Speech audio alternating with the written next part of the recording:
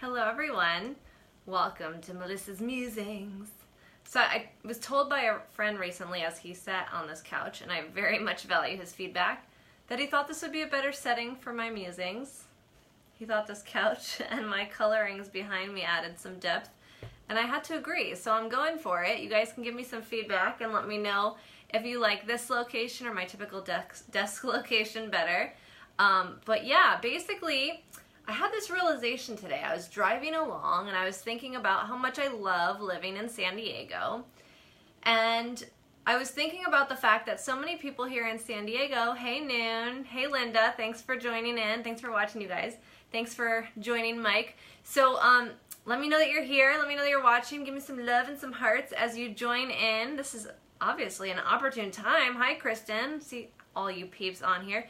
So basically, I was driving along and I was thinking to myself, oh gee, look at this amazing place that I live. It's so beautiful here in San Diego. You know, just driving along. And it made me like, what popped into my head was how so many people complain about San Diego's sun tax, the high cost of living. And I hear it all the time, being in real estate, of course. You know, people will be like, oh, you know, I'll be like, oh, I'm so grateful to live in this city. Like, look at this beautiful weather and this beautiful, you know, palm tree lined street. And they'll be like, yeah, but we pay a, you know, a hefty cost for it, kind of thing. So, you know, that popped into my head. And what I found so interesting about it is the perspective and like how I immediately thought about the cost associated with anything in our life. Basically, the cost for us as an individual that we trade for whatever it is, right? So for San Diego, yes, we pay the sun tax. And the cost associated is extra taxes, quite literally, you know, lower pay if you were working a salary job. In real estate, we're talking really high home prices, right? So that's a cost that I'm willing to pay to live in San Diego. And it actually had me thinking about the cost that I was willing to pay in exchange of living in Buffalo. Thanks for all that love, Anna. I see you out there. I see April on here, Kara. Thank you guys for watching. Paul, sorry, John's trying to call me. He doesn't know that I am live right now. Come on, John. Sun tax is totally worth it. I feel you, Paul. Because in Buffalo, it had me thinking, okay, so the cost associated with me living in Buffalo, yes, my mortgage was $450 per month, and yes, my house costs $85,000, but additional costs that I don't often think about in a, you know, like in terms of a monetary sense, the cost of my living there was shoveling the driveway every morning at 5 a.m. and 5 p.m.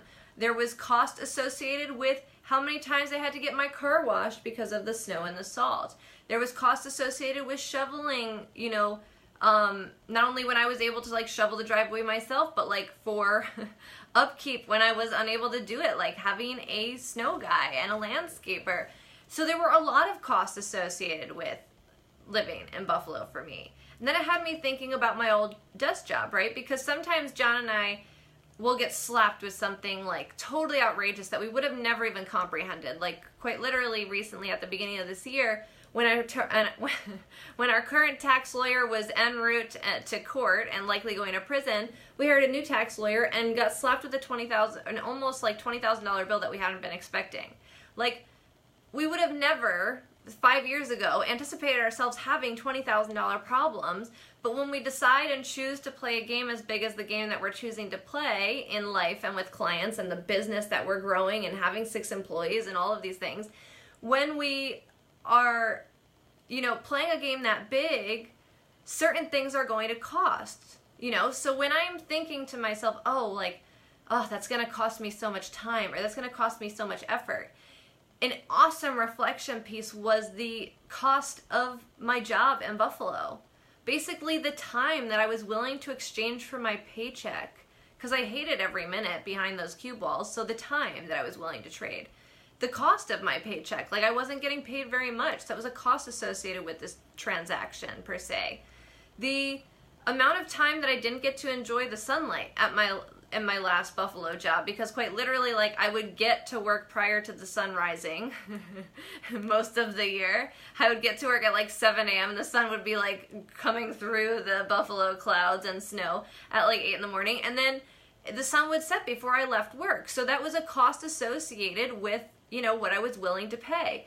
So today I found it just really interesting. It was such an a thoughtful perspective shift, because literally this applies to every aspect of our life. It applies to what we choose to put into our bodies for lunch, right? The cost that you're going to pay with a meal like fast food, for example, you're probably going to end up paying for that all afternoon in the bathroom. So a cost associated, yes, the fast food may cost less in terms of monetary value, but when you're thinking about the cost associated in life with choosing that fast food, like, is it going to be a 4-hour investment where maybe it's a worthwhile cost to just simply pay for a salad? I don't know, you know what I mean? So it really had me thinking, and it was such an important perspective shift, because there's a lot of people who kind of approach things with the should or should not attitude, right? And again, like I talk about all the time, there's no right or wrong and there's no should or shouldn't. It's simply a matter of what makes you happy and what doesn't.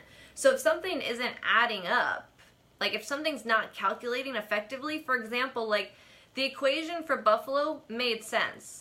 I was paying a $450 mortgage. Like the cost of living, John and I combined, was easily probably $30K to live on, and we were making close to $100. I had almost fully paid off my house with the roommates that were in it. It was, on a balance sheet, seemingly a really smart choice to stay there.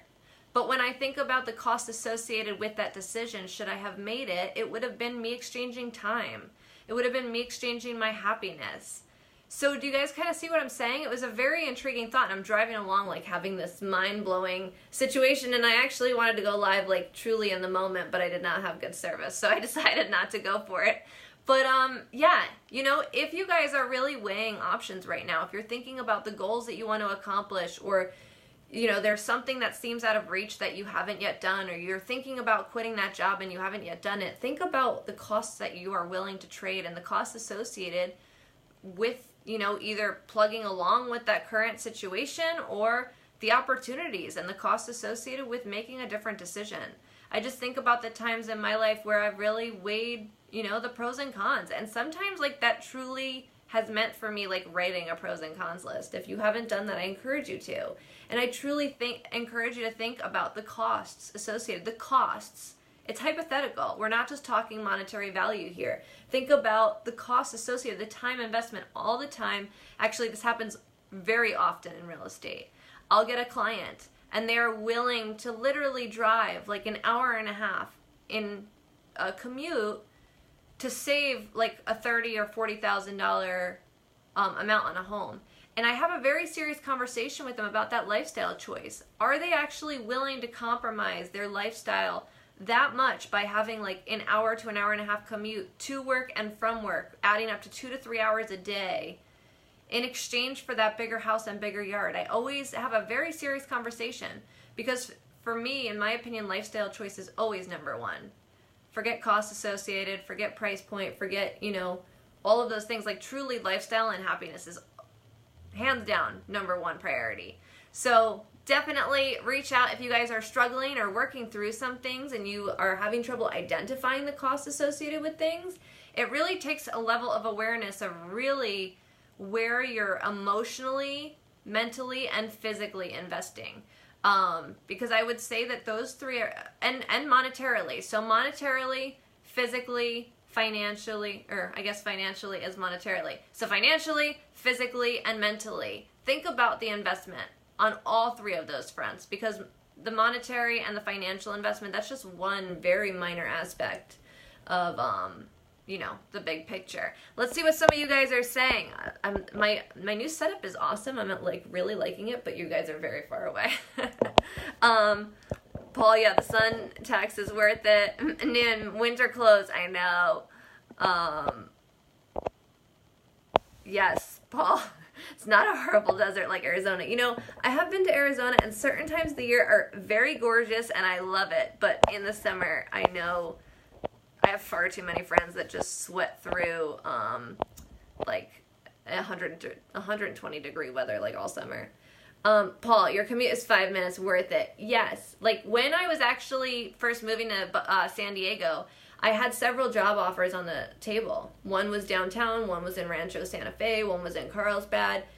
And I ended up choosing the downtown one because of my lifestyle choice. It wasn't the most that I was going to get paid. It wasn't, hands down the best choice. It was what I wanted. It was the dream job that I wanted. I really, felt committed to that position.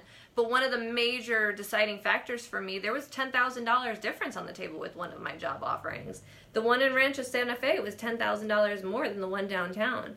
But for me, the lifestyle, I just couldn't get on board with a really hefty commute, and sharing one car, it just seemed too much. So there was a cost associated there. So can't wait to hear from you guys. Let me know if this is something that you're struggling with or that you could use support on. I would love to help you. And I can't wait to hear about some of the costs associated with the decisions in your life. Paul weighing in right now, my commute is 5 minutes and it's worth it. Much better than up to an hour and a half each way. Like, I could not agree more. That's my personal choice.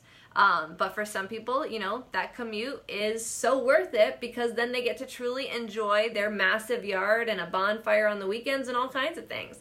So for different people, this means different things. There's no right or wrong. It's always a personal preference and a personal choice.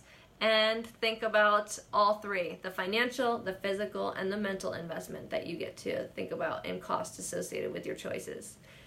Noon, I can't wait till you live in my casita either. That's my goal. My goal right now, you guys, is to become financially free overall, but to build out a casita for my beautiful grandma, Yaya, and my beautiful godmother, Noon, to live in. So that's happening. That's in the works. That's on my goal sheet.